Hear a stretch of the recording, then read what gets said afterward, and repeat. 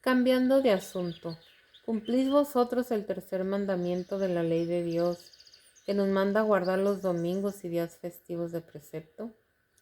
¿Lo hacéis absteniéndonos de trabajos serviles y asistiendo a la Santa Misa?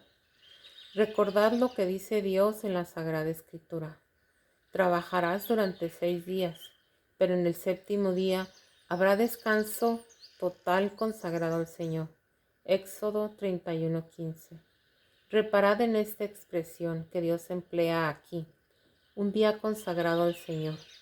Así, el día del Señor no es para pasarlo en ociosidad, y menos todavía en placeres ilícitos de los vicios o en cualquier género de pecado, pues ha de servirnos para aproximarnos a Dios, tomando parte en la liturgia eucarística y otras devociones, valiéndonos de buenas lecturas que nos proporcionen un conocimiento más perfecto de Dios y de sus leyes para mejor cumplirlas, y practicando diversiones honestas que nos sirvan para recuperar las fuerzas físicas y morales.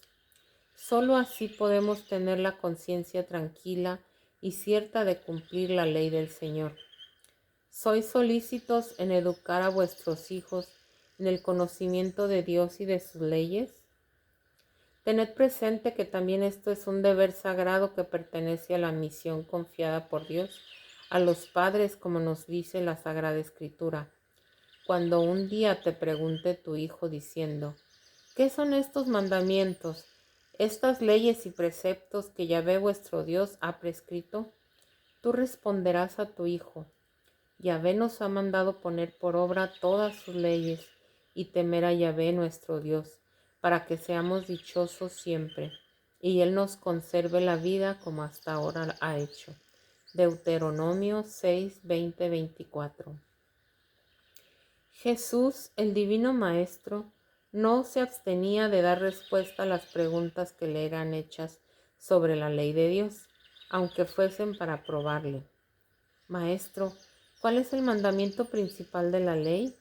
Él le respondió, amarás al Señor tu Dios con todo tu corazón, y con toda tu alma, y con toda tu mente. Este es el mejor y el primer mandamiento. El segundo es semejante a este. Amarás a tu prójimo como a ti mismo. De estos dos mandamientos pende toda la ley y los profetas. Mateo 22, del 35 al 40. El libro del Deuteronomio no deja dudas. Llevarás muy dentro del corazón todos estos mandamientos que yo hoy te doy.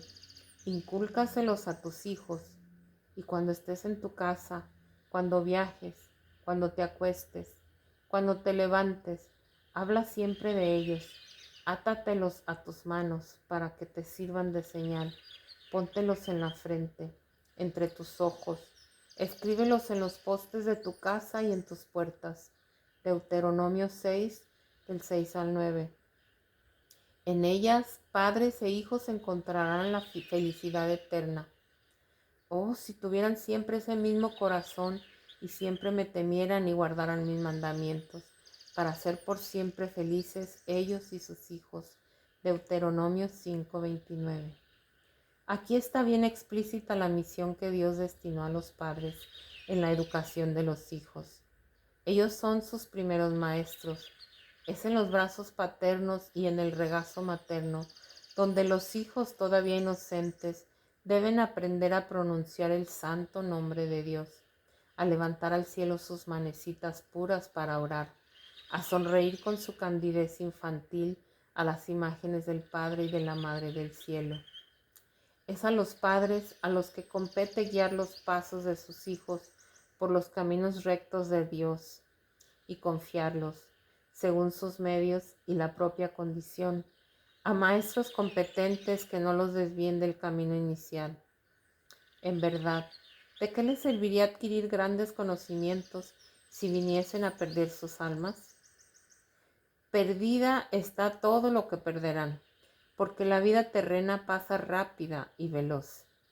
Como el tiempo en tanto la eternidad permanece irremediablemente para siempre. Por cierto que la ciencia humana con sus muchos conocimientos es buena, sobre todo cuando el sabio a través de ella consigue descubrir la inmensidad del poder de la sabiduría y de la bondad de Dios, que por amor y para bien nuestro creó tantas maravillas. Este conocimiento nos lleva a una profunda humildad, al vernos que después de tantos esfuerzos y estudios, los mayores sabios no llegaron todavía a comprender totalmente una sola de las innumerables maravillas que salieron de las manos creadoras y omnipotentes de Dios. Así, todos los hogares deben ser la primera escuela para los hijos, donde ellos aprendan a conocer a Dios y aproximarse a Él por los sacramentos y la oración, donde ellos aprendan a prepararse para su primera comunión, no solo enseñándoles aquella doctrina donde está compendiada la ley de Dios, sino también inspirándoles aquella fe viva, confianza firme y amor ardiente, que grabándose en las almas en edad tierna, permanece después como luz que guía sus pasos en la vida. De esta forma, nuestros hijos serán felices, y el pan de los ángeles será el alimento que los conforte. Este es el pan que ha bajado del cielo, no como el que comieron vuestros padres y murieron. Quien come de este pan vivirá eternamente. Juan 6:58. Al leer estas líneas, queridos hermanos peregrinos, tal vez alguno de vosotros se pregunta, ¿qué tienen ellas que ver con el mensaje de Fátima o con el ambiente de los dos hogares, que son el objeto de las preguntas que me habéis hecho? Pues yo os digo, que tienen mucho, porque siendo el mensaje todo él un llamamiento a la observancia de la ley de Dios, pienso que habrá sido la observancia de estas leyes divinas, no obstante las flaquezas inherentes a la fragilidad humana, lo que atrajo sobre estas dos familias las miradas de infinita misericordia de Dios. Alabado sea nuestro Señor Jesucristo. Ave María. Capítulo 2. El ángel de la guarda. De la descripción hecha de los dos hogares, queda clara la idea de que eran fielmente cristianos, pero estaban muy lejos de poder criar en el espíritu de los hijos ideas místicas o de una elevada espiritualidad como las que aparecen en las apariciones de Fátima, de modo que la obra ha de ser enteramente de Dios.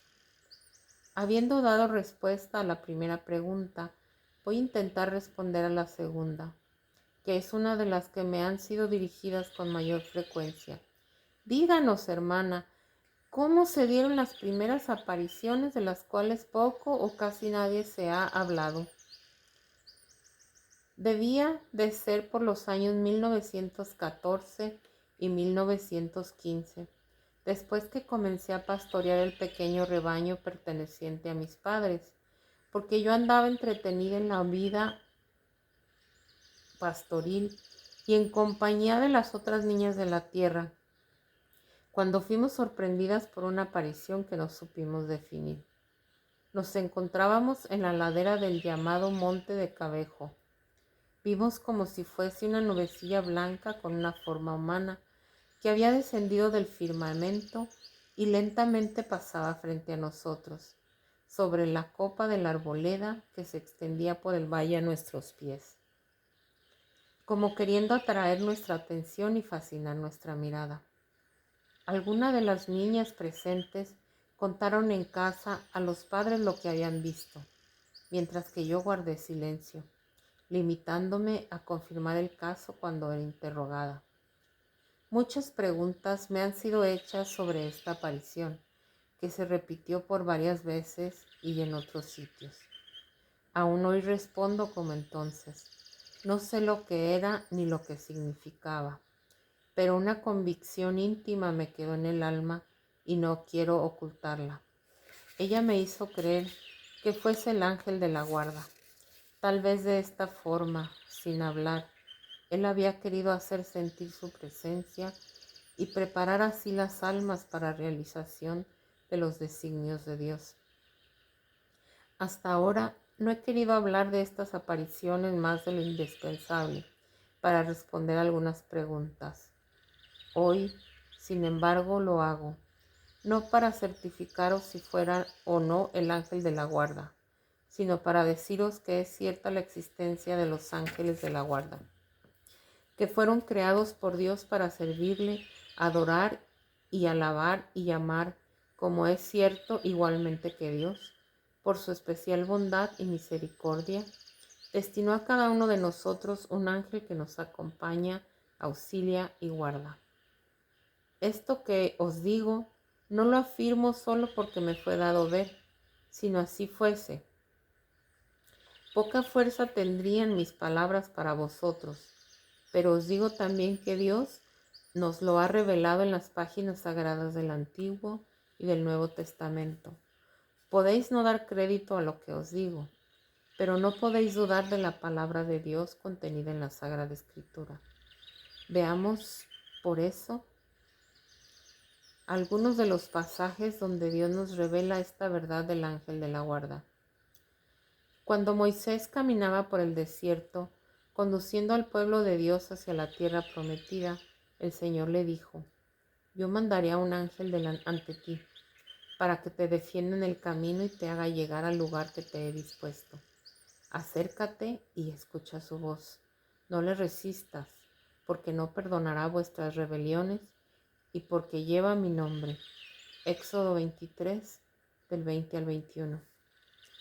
Y el texto sagrado nos cuenta también lo sucedido a Jacob, cuando él, por orden de los padres y para escapar las previsibles reacciones violentas de su hermano Esaú, se dirigía a Zapandaram, lugar a donde llegó y se dispuso a pasar la noche, pues el sol se ponía ya, y tomando una de las piedras en el lugar, la puso de cabecera y se acostó. Tuvo un sueño en el que veía una escalera que, apoyándose sobre la tierra, tocaba con la cabeza los cielos, y que por ella subían y bajaban los ángeles de Dios. Junto a él estaba Yahvé, que le dijo: Yo soy Yahvé, el Dios de Abraham tu padre, y el Dios de Isaac. La tierra sobre la cual estás acostado te la daré a ti y a tu descendencia. Será esta como el polvo de la tierra, y te ensancharás a occidente y a oriente, a norte y mediodía, y en ti y en tu descendencia serán benditas todas las naciones de la tierra. Génesis 28, del 11 al 14. Ya oí a varios comentaristas de la Sagrada Escritura decir que Dios se comunica con los antiguos patriarcas por medio de sus sueños, como hablaba a los profetas a través de las apariciones y visiones. Y así debe de haber sido, porque si se tratase de simples sueños, no habría razón para darles tanta importancia, ni se vendrían a realizar como de hecho se cumplieron en la vida de Jacob. Encontramos el mismo caso en la vida de San José y de los Reyes Magos, como nos narra el texto sagrado. Después que los magos se marcharan, un ángel del Señor se apareció en sueños a José y le dijo: Levántate, toma al niño y a su madre, huye a Egipto y estate allí hasta que yo te diga, porque Herodes va a buscar al niño para matarlo. Él se levantó, tomó de noche al niño y a su madre y huyó a Egipto. Mateo 2, 13 y 14.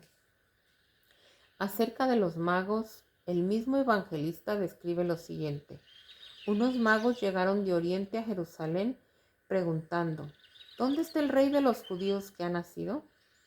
Pues vimos su estrella en el oriente y hemos venido a adorarle.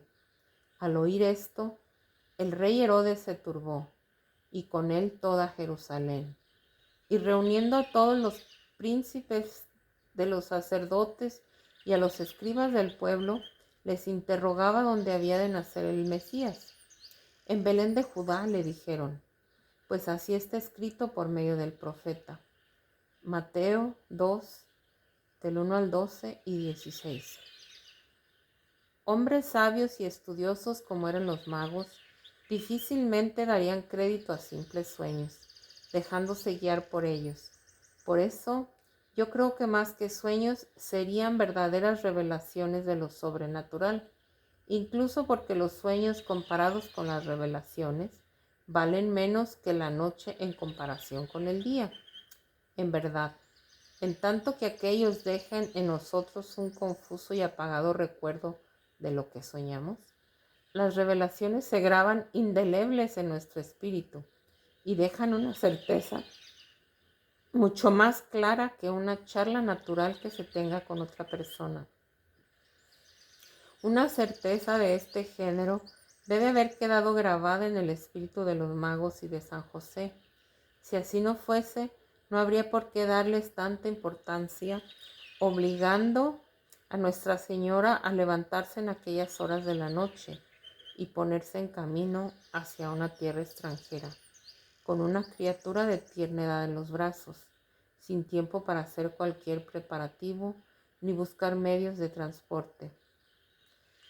Además de los hechos ya referidos, la Sagrada Escritura nos narra muchos otros que nos prueban la existencia de los ángeles y cómo Dios los envía, unas veces como mensajeros, otras como auxiliares y otras aún como guardianes y defensores. He aquí algunas de estas páginas sagradas.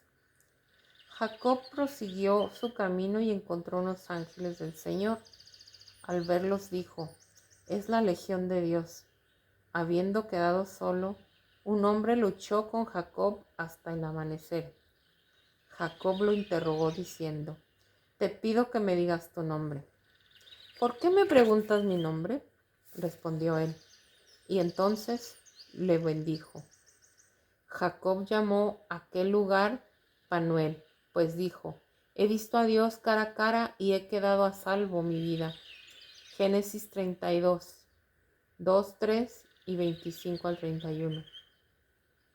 Un día en que el Señor conversaba con sus discípulos, les dijo: guardaos de despreciar a uno de estos pequeños, pues os digo que sus ángeles en los cielos están viendo siempre el rostro de mi Padre que está en los cielos.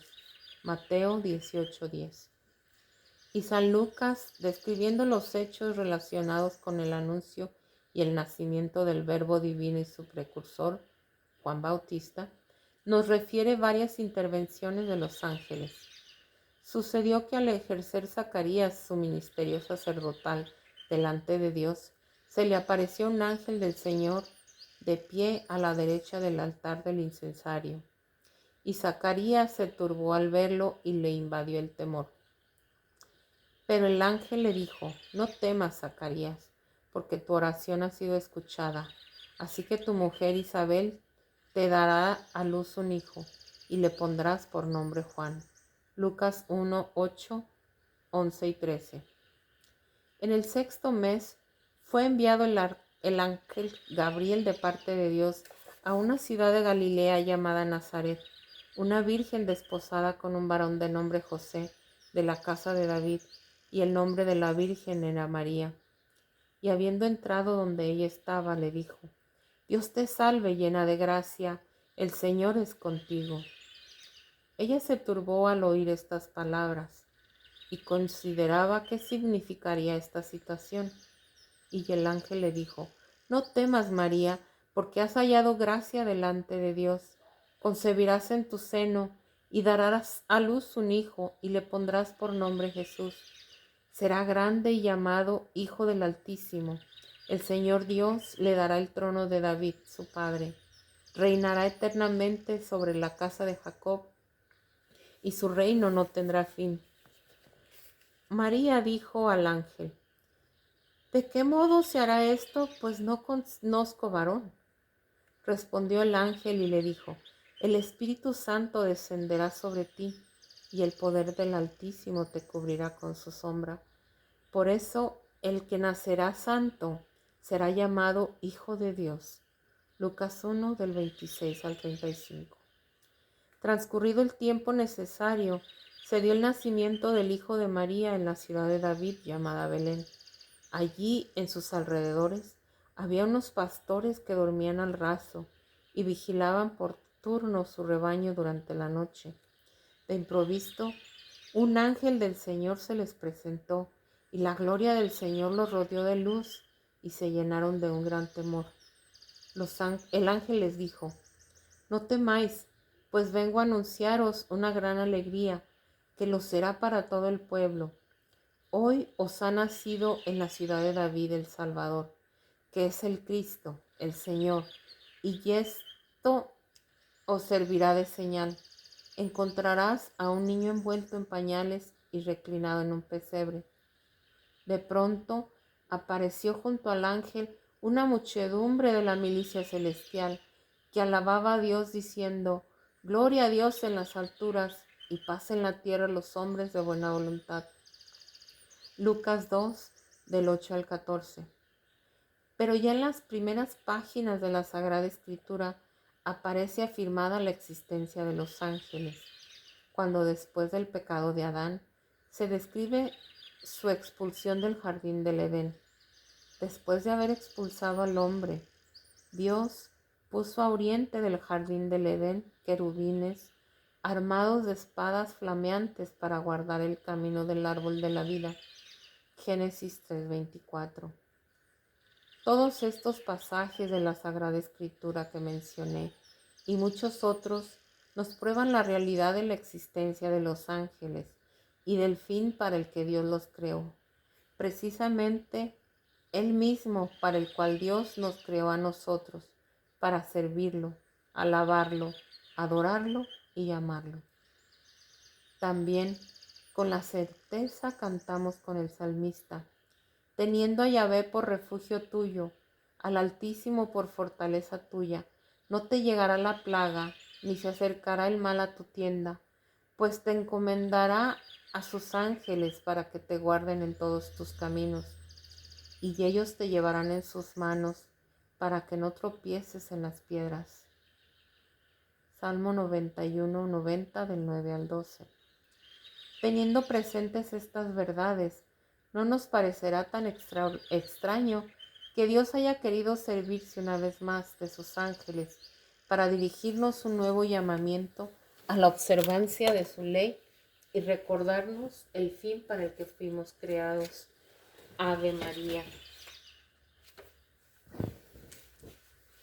Segunda parte. Llamadas del mensaje de Fátima.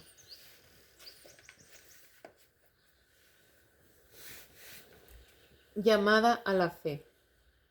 Deseo ahora repasar el mensaje que el buen Dios, por su Madre Santísima, confió a los humildes pastorcillos de la Cobadairía, para renovar la humildad de hoy, especialmente a los peregrinos de Fátima, sus llamadas de siempre.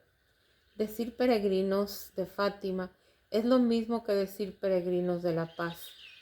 Creo incluso que existe un idioma en el cual la palabra Fátima significa paz. De cualquier modo, todos somos peregrinos de la paz. Todos deseamos y anhelamos días de paz para vivir en paz. Pero esta paz no será conseguida en tanto no tomemos la ley de Dios por norma y guía de nuestros pasos, porque todo el mensaje de Fátima es una llamada de atención para esa ley divina. Por eso vamos a seguirla paso a paso y ella nos indicará el camino que debemos recorrer. Cuando se dieron las apariciones, yo todavía no conocía esta ley. De ella tenía apenas una idea muy limitada e imperfecta que poseía cualquier criatura simple e ignorante, como yo era entonces, que no supiese leer ni escribir y viviese en un medio tan desprovisto de cultura y ciencia, como era aquel en el que me encontraba. Y a pesar de haber pasado a vivir después en medios más cultos, confieso que solo muy lentamente fui adquiriendo ese conocimiento por la luz que Dios me ha dado. En verdad, solo mucho tiempo después de haber verificado tales acontecimientos en los términos descritos, es cuando me fue permitida la lectura del libro de la Sagrada Escritura. Y fue solo entonces cuando comprendí el verdadero sentido del mensaje, aunque me hubiese sido dado comprenderlo ya antes, pero en sentido menos concreto. Primera llamada del mensaje. Dios mío, creo. Estábamos en la primavera de 1916. Supongo porque entonces, como niña, no me preocupaba de las fechas. Posteriormente ni sabría en qué día del mes estaba. En ese momento, pues, encontrándome en los humildes partocitos de Fátima, en la ladera del llamado Monte del Monte Cabejo, al abrigo de una roca a la que dieran el nombre de Loca, vieron a cierta distancia un joven como si fuese de luz, que se aproximaba, y al llegar junto a ellos dice: «No temáis, soy el ángel de la paz, rezad conmigo». Y arrodillado en tierra, curvó la frente hasta el suelo, repitiendo por 3 veces las siguientes palabras: «Dios mío, yo creo, adoro, espero y os amo. Os pido perdón por los que no creen, no adoran, no esperan y no os aman». Enseguida se levantó y concluyó diciendo: «Orad así, los corazones de Jesús y de María están atentos a la voz de vuestras súplicas». El primer llamamiento que Dios nos dirige aquí por medio de su enviado es un llamamiento a la fe. Dios mío, yo creo. La fe está en la base de toda la vida espiritual. Es por la fe como creemos en la existencia de Dios. Es su poder, en su sabiduría, en su misericordia, en su obra redentora, en su perdón y en su amor de Padre. Es por la fe que creemos en la Iglesia de Dios, fundada por Jesucristo, en la doctrina que ella nos transmite y por medio de la cual seremos salvos. Es la luz de la fe la que guía nuestros pasos, conduciéndonos por la vida estrecha que lleva al cielo. Es por la fe que vamos a Cristo, a nuestros hermanos, que los amamos y servimos y ayudamos cuando precisan de nuestro auxilio. Es además por la fe que nos viene la certeza de la presencia de Dios en nosotros, de que estamos siempre bajo la mirada de Dios. En este mirar de luz omnipotente e inmenso, que se extiende por todas partes, que todo lo ve, que todo lo penetra con nitidez única y propia solo del sol divino, cara al cual el sol que vemos y nos alumbra no es más que un pálido reflejo, una tenue centella emanada de luz del inmenso ser que es Dios. Esto que acabo de deciros no es nuevo. Lo dijo ya San Juan en el inicio de su Evangelio. En el principio existía el Verbo, y el Verbo estaba junto a Dios, y el Verbo era Dios. Él estaba en el principio junto a Dios. Todo fue hecho por Él, y sin Él no se hizo nada de cuanto ha sido hecho. En Él estaba la vida, y la vida era la luz de los hombres. Y la luz brilla en las tinieblas, y las tinieblas no la recibieron. Juan 1, del 1 al 5. En este pasaje, San Juan nos habla del ser eterno del Verbo de Dios. Nos dice que todo fue creado por Él. Todo recibió de Él el ser que tiene, en su poder, bondad y sabiduría infinita. Dios comunica todo cuanto existe en los dones necesarios para su subsistencia. Por eso, todo depende de Él, y sin Él nada puede continuar existiendo. San Juan nos habla también de la luz de Dios, diciendo que esa luz es nuestra vida. En Él estaba la vida, y la vida era la luz de los hombres. También nuestra vida es un destello de la luz de Dios, un reflejo en nosotros. Partió de Dios y hacia Dios ha de volver, si el pecado no la desvía. Estas verdades abren frente a nosotros camino de luz, dependiendo de nosotros el querer seguirlos. Todo cuanto existe es una manifestación de Dios, de su obra creadora, providente y redentora. En estos tiempos en que la ciencia ha hecho tantos progresos, en que hombres decididos consiguieron pisar la luna y el mundo se gloría de innumerables avances, Ninguno de los sabios modernos se olvide del nombre y grandeza del artífice que fabricó todos estos mundos, donde ellos tanto desean penetrar. A propósito, os cuento lo que me sucedió hace unos años. Sé que no os había entonces llegado la noticia de dos astronautas que, dirigiéndose hacia la Luna, no consiguieron llegar a la meta que se proponían.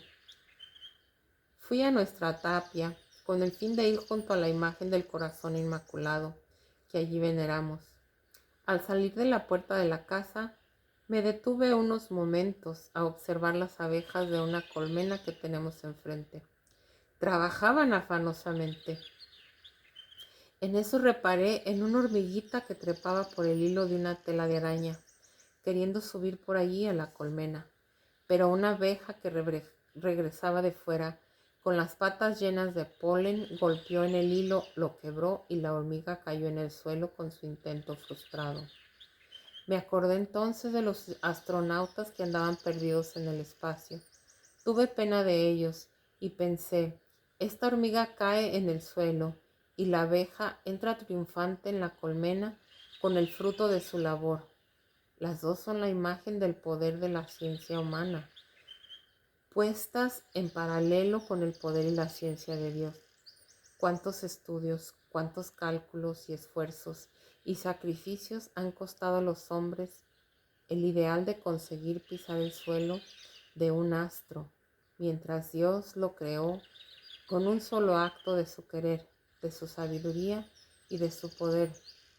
Omnipotente como es, Él allá lo colocó y conserva siempre en la misma posición, siguiendo siempre la misma ruta que Dios le marcó y hasta que Dios así lo quiera. Y no es solo la luna, son todos los astros, conocidos y desconocidos, que giran en el espacio y a donde los hombres ni siquiera piensan llegar. Tenemos aquí de lado a lado la grandeza de Dios y la impotencia del hombre. Con estos pensamientos tomé en las manos el rosario y fui hasta junto a la imagen de Nuestra Señora a rezar, pidiéndole que ya que Dios no quería conceder a estos hombres la gracia de haber pisado el suelo lunar, por lo menos les diera la gracia de volver con vida y salud a su patria y al seno de sus familias. Pero la fe no consiste solo en creer en la existencia de Dios, en su poder y en su sabiduría. Ella tiene otras muchas ramas hacia donde se extiende y hasta donde nuestra plena adhesión debe llegar. La palabra de Dios contenida en las páginas sagradas es una revelación que no podemos negar, porque ¿cómo nos declara Jesucristo en su Evangelio? ¿No creéis que yo estoy en el Padre y el Padre en mí? Las palabras que yo os digo no las hablo por mí mismo. El Padre que está en mí realiza sus obras. Creedme, yo estoy en el Padre y el Padre en mí. Y si no, creed por las obras mismas. Juan 14, 10 y 11. Vemos que Jesucristo llama nuestra atención hacia sus obras, porque en las obras son el verdadero testimonio de lo que cada uno es y confirma su palabra. Por eso, cuando San Juan Bautista envió a sus discípulos a Jesús para preguntar si él era el Mesías o había que esperar a otro, Jesús les respondió: id y anunciar a Juan lo que estás viendo y oyendo. Los ciegos ven y los cojos andan, los leprosos quedan sanos y los sordos oyen, los muertos resucitan y a los pobres se anuncia el Evangelio. Mateo 11, 4 y 5. Como ninguno, a no ser Dios, puede hacer estos milagros, Jesús confirma con ellos su palabra y su poder de vida. El que oye mi palabra y cree en el que me envió tiene vida eterna, y no viene a juicio, sino que pasa de la muerte a la vida. Juan 5, 24. Como vemos, la palabra de Jesucristo es la palabra de Dios, porque Jesucristo es Dios en todo igual al Padre, pudiendo afirmar: yo y el Padre somos uno. Juan 10:30. En verdad, Jesucristo es el Hijo de Dios que se hizo hombre en el seno de la Virgen María por obra del Espíritu Santo. El Espíritu Santo descenderá sobre ti y el poder del Altísimo te cubrirá con su sombra. Por eso, él que nacerá será santo y será llamado Hijo de Dios. Lucas 1:35. Cuando en la Anunciación el ángel dirigió estas palabras, proclamó la divinidad del Hijo que había de tomar carne humana en su seno materno y nacer para hacerse igual a nosotros, visible a nuestros ojos, y así poder operar el mismo misterio de nuestra redención. Jesucristo es, pues, Dios y hombre verdadero. Su palabra es vida eterna para aquellos que la escuchan y cumplen. Rehusarla es labrar la propia sentencia de condenación, como nos dice el Señor. Si alguien escucha mis palabras y no las guarda, yo no le juzgo, ya que no he venido a juzgar al mundo, sino a salvar al mundo. Quien me desprecia y no recibe mis palabras, tiene quien le juzgue. La palabra que ha hablado, esa le juzgará en el último día, porque yo no he hablado por mí mismo, sino que el Padre que me envió, Él me ha ordenado lo que he de decir y hablar, y sé que su mandato es vida eterna. Por tanto, lo que yo hablo, según me ha dicho el Padre, así lo hablo. Juan 12, del 47 al 50. Él había dicho: las palabras que yo os digo son espíritu y vida. Juan 6, 63. La palabra de Cristo es la palabra del Padre. El Padre que me envió es quien determinó lo que debo decir y anunciar. Así, Cristo vino al mundo, no para destruir la ley de Dios, sino para completarla, perfeccionarla y aclararnos su verdadero sentido y sobre el modo, cómo debemos comprenderla y practicarla. No penséis que vine a abrogar la ley o los profetas. No vine a abrogarla, sino a completarla. Mateo 5:17. Jesucristo vino al mundo como maestro para enseñarnos, para guiar nuestros pasos por el camino de la verdad, de la justicia, de la caridad y de la vida, porque cualquier otro camino que no sea el que Él nos traza es camino que lleva a la muerte eterna. Un día, unos fariseos y escribas de Jerusalén se acercaron a Jesús y le dijeron: ¿por qué tus discípulos quebrantan la tradición de nuestros mayores? Pues no se lavan las manos cuando comen pan. Él les respondió: ¿y por qué vosotros quebrantáis el mandamiento de Dios por vuestra tradición? Porque Dios dijo: honra a tu padre y a tu madre, y el que maldiga a su padre o a su madre sea castigado con la muerte. Pero vosotros decís que si alguien dice a su padre o a su madre: cualquier cosa mía que te aproveche sea declarada ofrenda, a ese ya no tiene obligación de honrar a su padre. Así habéis anulado la palabra de Dios por vuestra tradición. Hipócritas, bien profetizó de vosotros Isaías cuando dijo: este pueblo me honra con los labios, pero su corazón está lejos de mí. En vano me dan culto, mientras enseñan doctrinas que son preceptos de hombres. Mateo 15, del 1 al 9. De este texto salta a la vista cómo habían corrompido la ley de la justicia y de la caridad, que manda siempre y primero que todo socorrer al prójimo, más aún si se trata del padre o de la madre, y es igualmente justo, caritativo y necesario socorrernos mutuamente unos a los otros. Así nos enseñó Jesucristo cuando dice: si hubieras entendido qué sentido tiene misericordia quiere y no sacrificio, no habréis condenado a los inocentes. Mateo 12:7. De aquí se deduce cuán grande es la necesidad de un esclarecimiento sobre el sentido de la ley de Dios, porque los hombres le habían interpretado al revés. Tal esclarecimiento lo tenemos en Cristo, que nos fue enviado por el Padre, y por eso mismo puede decirnos: el que oye mi palabra y cree en el que me envió, tiene vida eterna. y no viene a juicio, sino que pasa por la muerte, de la muerte a la vida. Juan 5:24. Su doctrina es precisa y exacta, pero para cumplir la palabra de Jesucristo es necesario conocerla y creer en Él, porque ¿cómo vamos a cumplir una ley que no conocemos o si no conocemos a la persona que la promulgó? Es preciso, pues, aceptar la persona en Cristo. En el mundo, desgraciadamente, hay mucha gente que se precisa de sabia, pero las leyes de Dios poco o nada sabe. Y lo peor es que muchas veces la gente las critica, no porque las conoce bien, sino porque ve en ellas un dique a las propias pasiones desordenadas, a la falta de justicia y de caridad.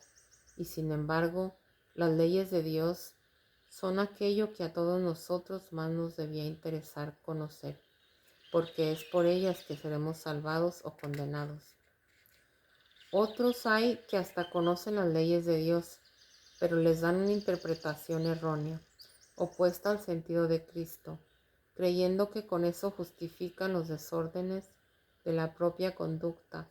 Así ellos se hacen gran mal a sí mismos y al prójimo, al cual engañan con sus malos ejemplos, con su mentalidad y sus palabras equivocadas.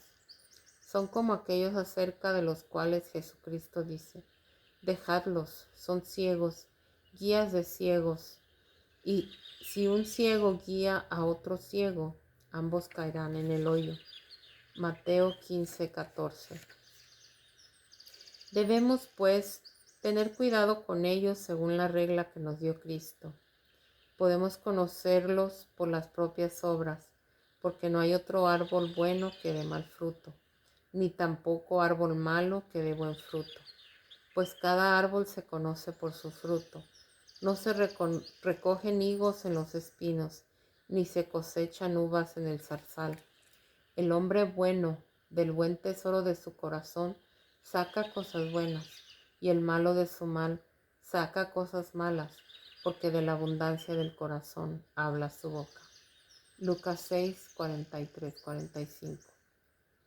Esta es la regla orientadora que nos dejó Jesucristo: mirar hacia las obras de los que se presentan como guías en los caminos de la vida, ver si están de acuerdo con las enseñanzas de la Iglesia de Dios, fundada por Cristo, la única verdadera, que posee el don de la infalibilidad en el reconocimiento y declaración de la verdad de Cristo por la asistencia del Espíritu Santo.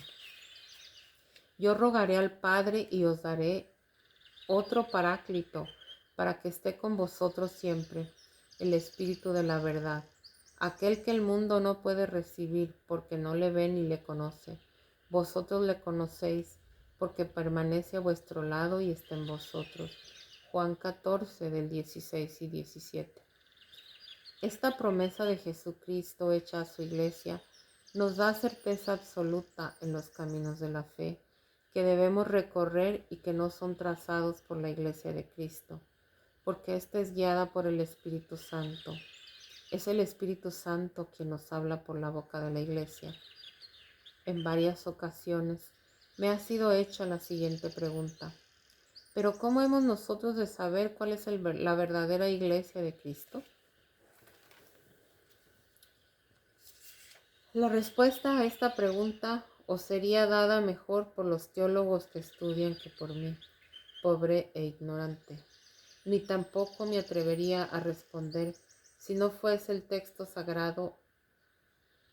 San Mateo nos cuenta cómo Jesucristo, habiendo ido con sus apóstoles por la región de Cesarea de Filipo, durante la travesía del lago para llegar ahí, el Maestro les había prevenido contra las doctrinas falsas de los fariseos, que no creían en él.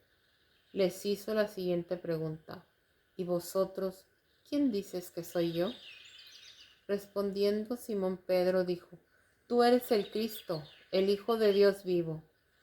Jesús le respondió: bienaventurado eres, Simón, hijo de Juan, porque no te ha revelado eso ni la carne ni la sangre, sino mi Padre que está en los cielos. Y yo te digo que tú eres Pedro, y sobre esta piedra edificaré mi iglesia, y las puertas del infierno no prevalecerán contra ella. Te daré las llaves del reino de los cielos, y todo lo que ates sobre la tierra quedará atado en los cielos, y todo lo que desates sobre la tierra quedará desatado en los cielos.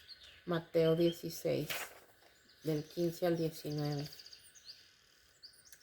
Fue así como Jesucristo constituyó a San Pedro, jefe y cabeza visible de su iglesia en la tierra, con todos los poderes para gobernarla, dirigir e instruir, bajo la acción y asistencia permanente del Espíritu Santo, por medio del cual el Divino Maestro le concedió el don de la infalibilidad. Y si así no fuese, pienso que Jesucristo no podía comprometerse a dar por bien hecho en el cielo todo aquello que sus representantes hiciesen en su nombre en la tierra. Todos nosotros sabemos muy bien cómo los hombres, en cuanto simples criaturas, están sujetos a deficiencias y a engaños. Por eso aquello que nos asegura la infalibilidad de la Iglesia es la asistencia del Espíritu Divino que Jesucristo le prometió. La palabra que escucháis no es mía, sino del Padre que me ha enviado. Os he hablado de todo esto, estando con vosotros, pero el Paráclito, el Espíritu Santo que el Padre enviará en mi nombre, Él os enseñará todo y os recordará todas las cosas que os he dicho. Juan 14, 24 y 26, al 26. Y el Señor, volviendo al asunto, dice: Cuando venga el Paráclito que yo os enviaré de parte del Padre, el Espíritu de la verdad que procede del Padre, Él dará testimonio de mí.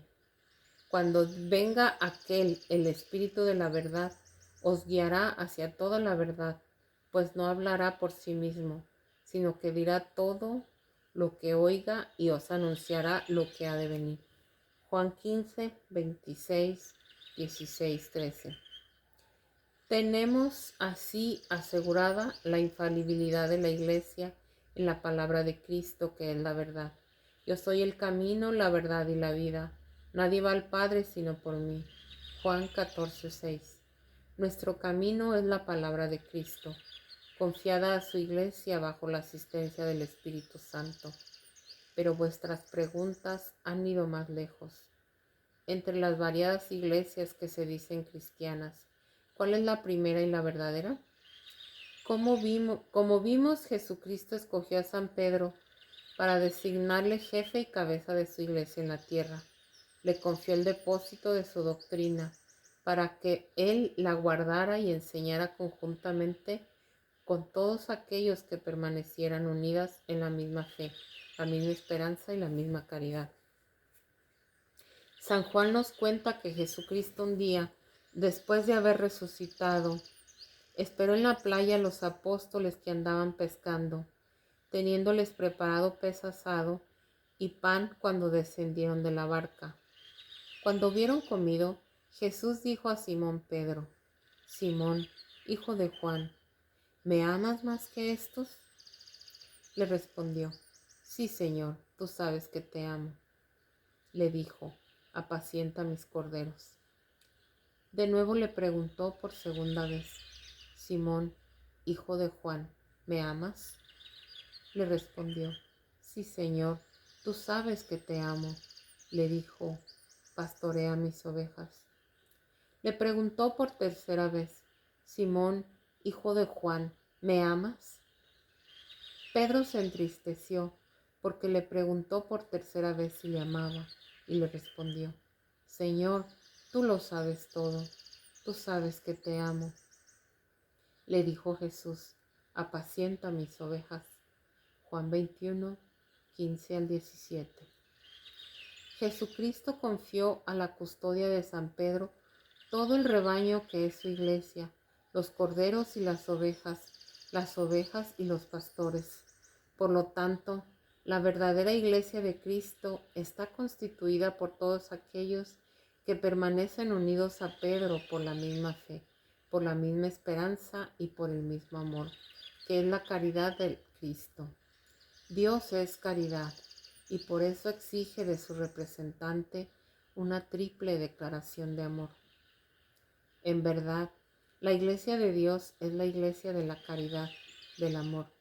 Esto mismo pidió Jesucristo al Padre poco antes de entregarse a la muerte por nosotros.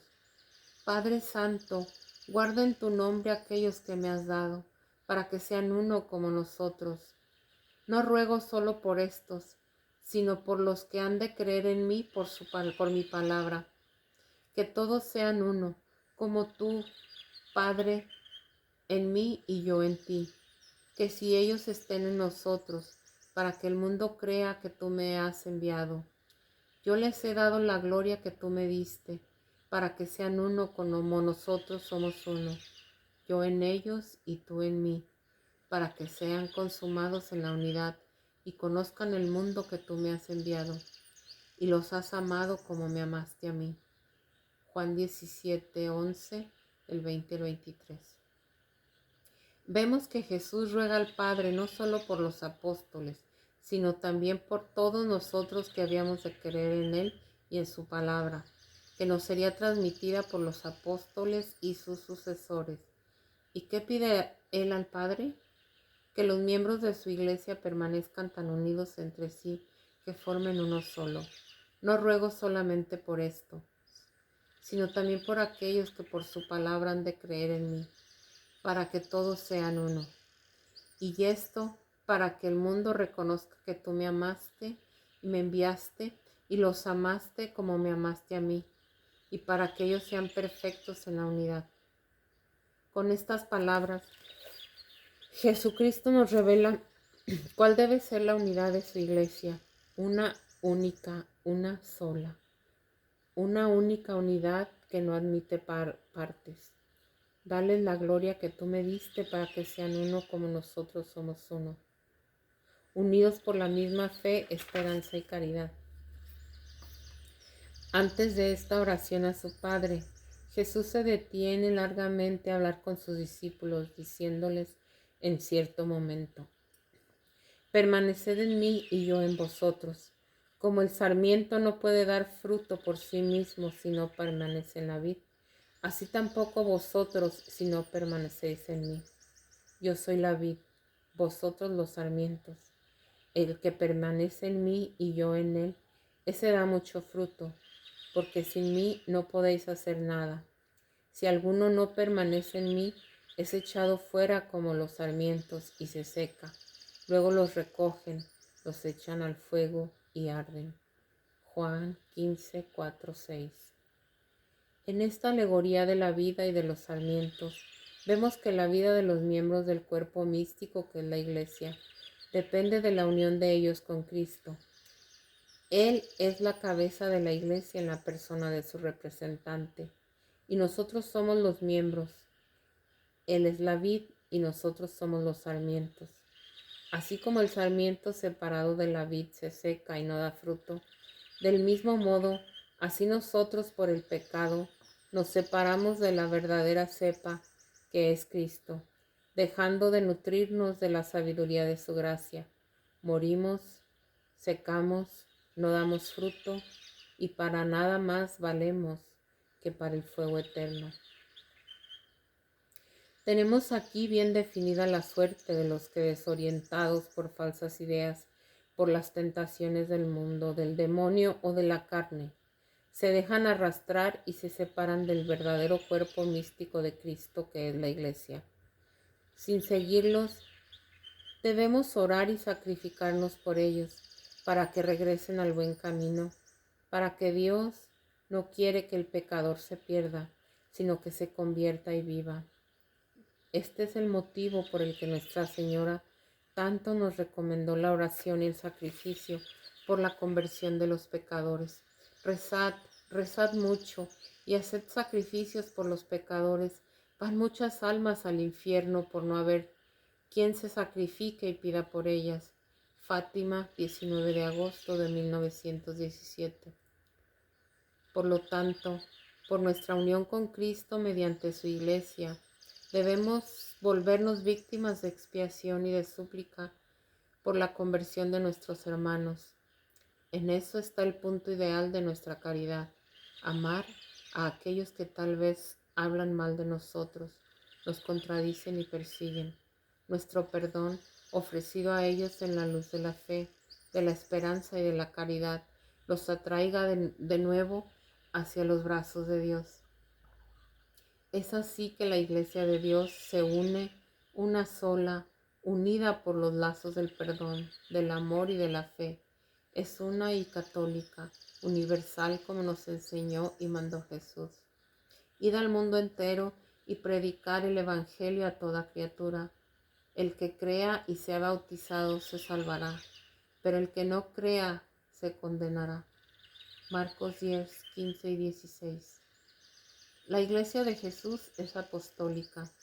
Fue confiada por Jesucristo a los apóstoles y a sus sucesores, que de ellos recibirían el fiel testimonio de la redención, con la misión de hacerlo presente y vivificante hasta los últimos confines de la tierra y de la historia.